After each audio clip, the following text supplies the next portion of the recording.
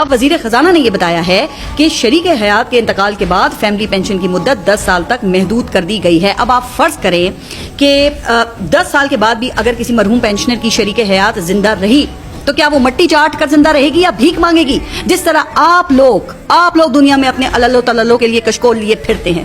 کیا آپ کو نہیں پتا کہ ایسے شخص کو بڑھاپے میں ادویات کی زیادہ ضرورت پڑتی ہے اور ان کے جو دیگر اخراجات ہیں وہ الگ سے ہوتے ہیں؟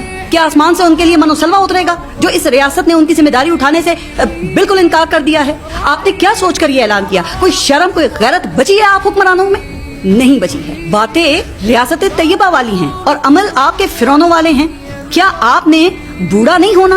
آپ لوگ تو خود اپنی عمر کی ایکسپائری پر ہی ہیں نا. یا آپ نے مرنا نہیں ہے کہ آپ میں اللہ کا خوف ہی ختم ہو گیا ہے؟ اچھا، جو باقی 55% لوگ بچتے ہیں ان کی اکثریت کو حکومت نے ایسے نچوڑا ہے جیسے کوئی ماہر دھوبی گیلے کپڑے کو نچوڑتا ہے. اب یہ گزشتہ سال تنخواہ دار طبقے سے حکومت نے 500 ارب سے زائد ٹیکس اکٹھا کیا ہے اور بدلے میں کیا دیا؟ ریکارڈ مہنگائی جس نے مڈل کلاس کی قوت خرید کو بالکل ختم کر دیا ہے.